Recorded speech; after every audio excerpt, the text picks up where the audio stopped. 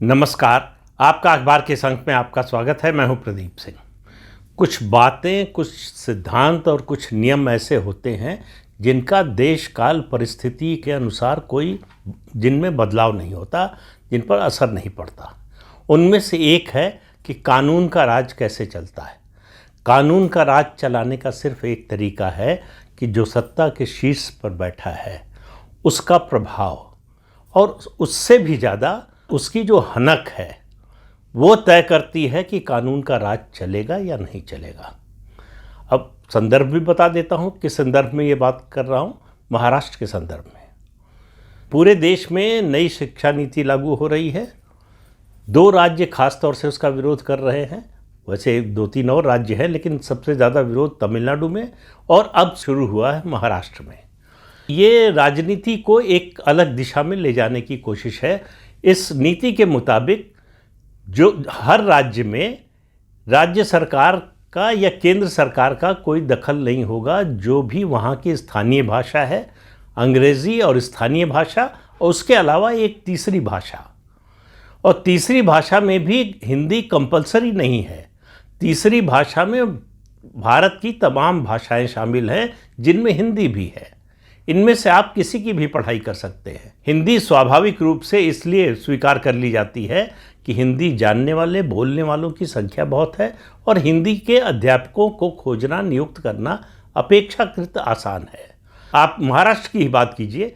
यहाँ अगर आप मलयालम पढ़ाना चाहें तो आपको शिक्षकों को खोजना, उनको ट्रेन करना मुश्किल होगा, लेकिन हिंदी के लिए आपको सहज उपलब्ध हो जाएंगे। इस तरह की स्थिति देश के तमाम राज्यों में है। इस नीति को लागू करने का खुला विरोध कांग्रेस पार्टी ने नहीं किया। शरद पवार, जो इस विधानसभा चुनाव से पहले तक, या उससे पहले कहें, एनडीए तो उस रूप में रहा नहीं जिस रूप में 2014 में था, उसके आने तक शरद पवार की पार्टी लगभग नंबर 2 की स्थिति में थी। शरद पवार मराठा समाज के सबसे बड़े नेताओं में थे। उनकी पार्टी भी उस तरह से नहीं कर रही है। विरोध कौन कर रहे हैं? उद्धव ठाकरे और उनके चचेरे भाई राज ठाकरे, जिनकी महाराष्ट्र की राजनीति में कोई राजनीतिक हैसियत बची नहीं है, थी भी नहीं। बचने का सवाल तो तब होता है जब कुछ हो। वो अपनी कोई राजनीतिक हैसियत कभी बना ही नहीं पाए। शिवसेना में थे बाला साहब ठाकरे के रहते तब भी, और जब 2006 में शिवसेना से निकलकर अपनी पार्टी बनाई, उसके 1.5-2 साल बाद, तब महाराष्ट्र नवनिर्माण पार्टी मन से बनाया, तब से अब तक वो अपनी कोई राजनीतिक हैसियत, अपना कोई राजनीतिक वजूद साबित नहीं कर पाए। केवल एक चीज़ साबित कर पाए, वो है उत्तर भारतीयों के खिलाफ हिंसा, वो भी मुंबई और कुछ और शहरों में। उसके अलावा पूरे महाराष्ट्र में भी इस तरह का कोई काम नहीं कर पाए। तो हिंसा यानी सीधे सीधे अगर शब्दों में कहें तो गुंडई, कि हमारी बात मानो नहीं तो मारेंगे। यही राज ठाकरे की पार्टी की नीति और सिद्धांत और कार्यक्रम रहा है। एक समय शिवसेना भी इसी नीति पर चलती रही है। जब बाला साहब ठाकरे जीवित थे तो उनकी पार्टी की शुरुआत हुई थी दक्षिण भारतीयों के खिलाफ आंदोलन से। फिर वो उत्तर भारतीयों के खिलाफ आंदोलन में बदली, और जब अयोध्या आंदोलन शुरू हुआ तो बाला साहब ठाकरे को समझ में आ गया कि हिंदुत्व के रास्ते पर ही चलकर उनकी पार्टी बढ़ सकती है, बच सकती है। तो उन्होंने हिंदुत्व को अपना लिया। इसके बावजूद भारतीय जनता पार्टी, जो राज्य में चौथे नंबर की पार्टी थी, वो 2014 में पहले नंबर की पार्टी बन गई और अब तक पहले नंबर की पार्टी है। सिर्फ जब से ये 2014 से चुनाव हुए, 3 विधानसभा के चुनाव, 3 लोकसभा के चुनाव, सिर्फ 1 लोकसभा के चुनाव 2024 में वो पीछे गई। अन्यथा बाकी 5 चुनाव में भारतीय जनता पार्टी की स्थिति नंबर 1 पार्टी की रही। इस समय उसकी सरकार है एकनाथ शिंदे और अजीत पवार की पार्टियों के साथ, गठबंधन की सरकार है। हालांकि उसके पास संख्या विधायकों की इतनी है, निर्दलियों को जोड़कर वो अकेले अपनी सरकार चला सकती है, लेकिन गठबंधन की सरकार चल रही है। अब ये जो ठाकरे बंधु हैं, इनके पास कोई मुद्दा नहीं है, इनके पास कोई राजनीतिक जमीन नहीं बची है। तो इनको लगता है कि यही तरीका है, ये तरीका उनका है। ये तो उनकी बात समझ में आती है, उनकी रणनीति समझ में आती है। इससे लोगों का ध्यान आकृष्ट होता है। आप हिंसा की बात कीजिए, मारपीट कीजिए, तुरंत आपको टीवी चैनल्स दिखाना शुरू कर देंगे, लोग आपका इंटरव्यू करने लगेंगे, तो आप मीडिया स्पेस पा जाते हैं। जनता के बीच में उसका असर नहीं होता। जनता के बीच में अगर असर होता तो आज शिवसेना महाराष्ट्र की सबसे बड़ी पार्टी होती है, और जनता के बीच में असर होता उसका तो उद्धव ठाकरे को बाला साहब ठाकरे की राजनीतिक विरासत मिलती है, जो नहीं मिली, एकनाथ शिंदे को मिली है। तो उद्धव ठाकरे और राज ठाकरे दोनों के सामने, बल्कि उद्धव ठाकरे के लिए कहना चाहिए, राज ठाकरे का तो कोई राजनीतिक अस्तित्व है नहीं कि वो खतरे में पड़ जाए। पूरे महाराष्ट्र में जो स्थानीय निकाय के चुनाव हैं उनमें उसी से तय होगा कि उद्धव ठाकरे की पार्टी का भविष्य क्या होगा। वो भविष्य में भी बनी रहेगी राजनीतिक दल के रूप में, कहीं कहीं अलग अलग क्षेत्रों में प्रभावी भूमिका निभा पाएगी, या पूरी तरह से राज ठाकरे की पार्टी जैसी हो जाएगी कि नाम तो रहेगा, ठाकरे सरनेम जुड़ा हुआ है तो इसलिए लोग चर्चा भी करते रहेंगे, लेकिन चुनावी राजनीति पर कोई असर नहीं रहेगा। इन दोनों भाइयों ने मिलकर रैली की घोषणा की और 6 जुलाई को, और उस रैली की घोषणा के बाद देवेंद्र फडणवीस की सरकार ने त्रिभाषा फॉर्मूला वो आदेश वापस ले लिया। ये पूरी तरह से सरकार की कमजोरी का संकेत है। अगर उनको वापस लेना था तो ये आदेश आया क्यों? और इसके बावजूद जनतंत्र में सरकारें जनता के दबाव में, जनभावना की इच्छा के अनुसार अपने फैसले वापस लेती है, इसका स्वागत होना चाहिए। लेकिन धमकी में आकर, डर कर वापस लेना, गुंडागर्दी के कारण वापस लेना, ये कमजोरी का संकेत है। जब तक कि उसके कोई बहुत महत्वपूर्ण कारण ना हो जो आप लोगों को बता सके या लोगों को समझा सके कि इसका क्या कारण था। तो फडणवीस सरकार का ये फैसला, इसने एक नई ऊर्जा प्रदान कर दी है राज ठाकरे और उद्धव ठाकरे को। अब वो दावा कर रहे हैं कि हमारे दबाव से, हमारी धमकी से जो है सरकार झुक गई, और घोषणा की कि देखा, मराठी को हाथ लगाओगे तो क्या अंजाम होगा, इसकी हिम्मत न करना। ये बोलने की हिम्मत राज ठाकरे की सिर्फ इसलिए हुई कि देवेंद्र फडणवीस की सरकार झुक गई।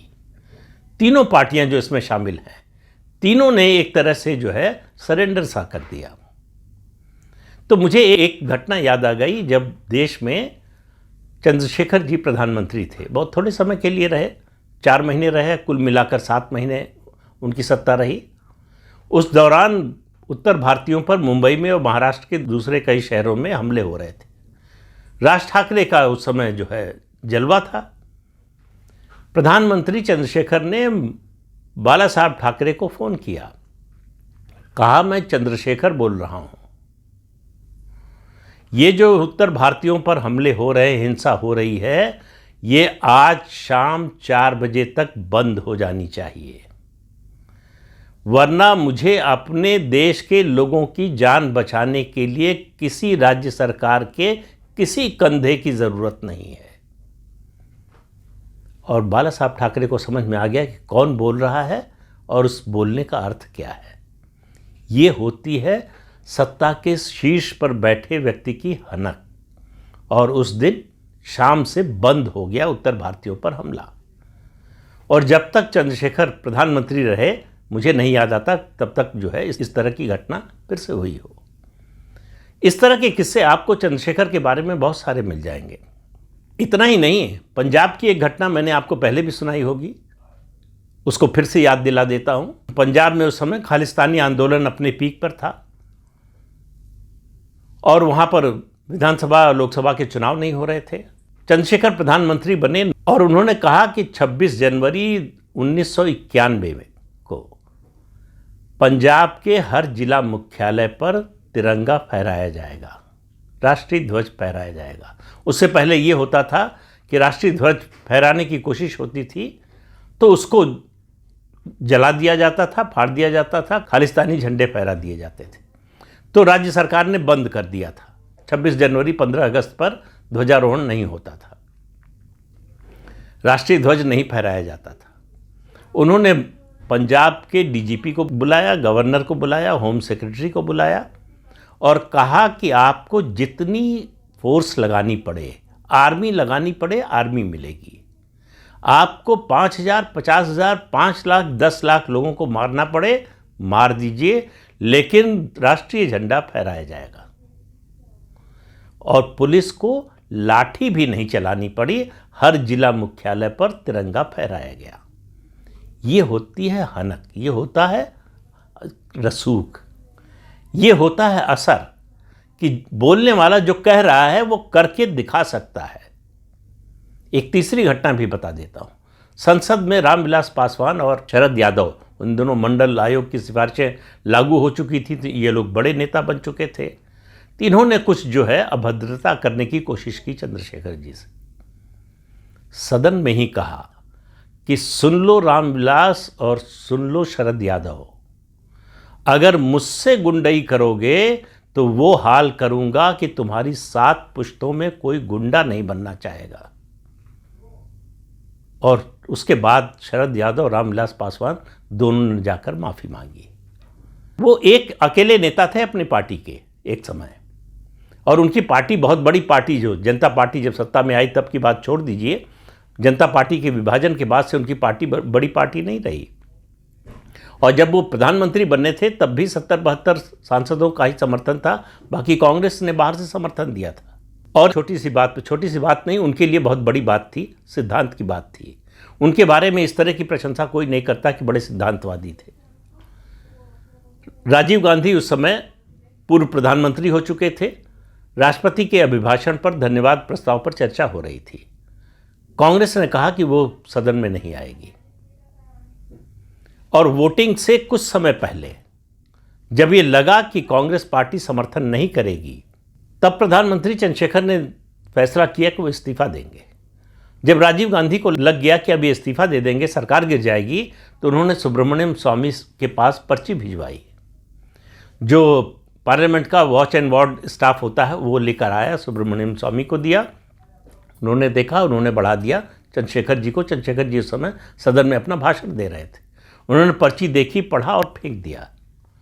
उसमें पर्ची में लिखा था कि कांग्रेस पार्टी सदन में आने को तैयार है और सरकार का धन्यवाद प्रस्ताव पर समर्थन करने को तैयार है। और कांग्रेस के सब बड़े नेता, जो गैलरी होती है, दरवाजे होते हैं, उनसे झांक रहे थे कि इशारा हो और अंदर पहुंचे। कुछ नहीं सुना, भाषण दिया, वहां से निकले, राष्ट्रपति के पास गए और इस्तीफा दे दिया। तो अगर आपको कानून व्यवस्था को लागू करना है, बात इसकी नहीं है कि आपने त्रिभाषा फॉर्मूला लागू कराया फिर वापस लिया। ये सब फैसले जो है सरकार के बदलते रहते हैं, फैसले लिए जाते हैं, बदल जाते हैं, उसमें कोई समस्या नहीं है। किसी सरकार ने एक कोई फैसला किया और फिर लगा कि नहीं इसको बदलना चाहिए, बदल दिया, कोई अर्ज नहीं है, वापस ले लिया, उसमें भी कोई नुकसान नहीं है।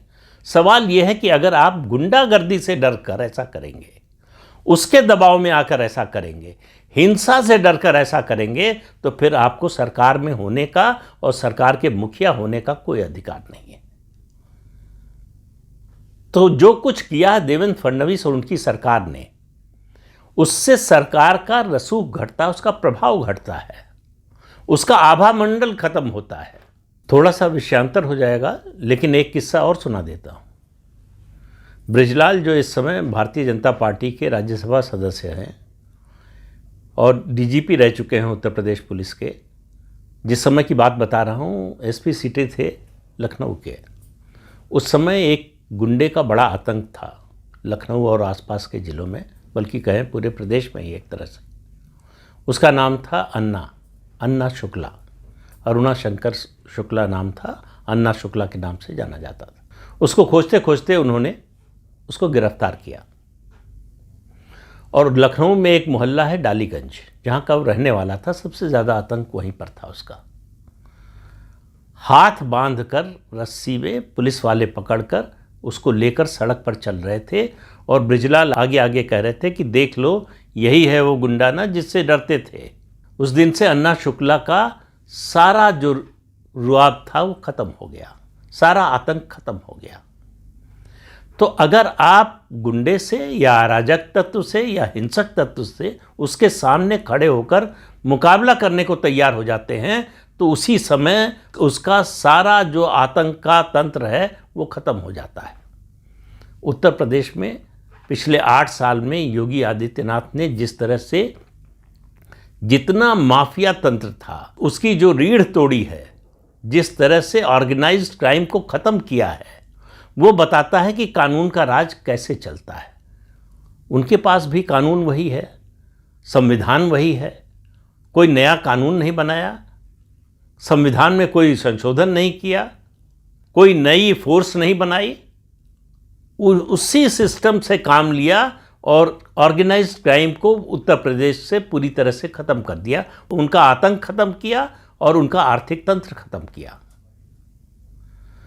तो सत्ता चलाना है आपको अगर, तो आपको इस तरह की दृढ़ता दिखानी पड़ेगी, इस तरह का नैतिक बल दिखाना पड़ेगा, इस तरह की राजनीतिक इच्छा शक्ति दिखानी पड़ेगी जो देवेंद्र फडणवीस और उनकी सरकार ने नहीं दिखाई। तो इस अंक में इतना ही। अगले अंक में फिर मिलेंगे किसी नए मुद्दे के साथ। तब तक के लिए अनुमति दीजिए। आपसे अनुरोध है कि चैनल देखिए, शेयर कीजिए, लाइक कीजिए और सब्सक्राइब जरूर कीजिए। नमस्कार।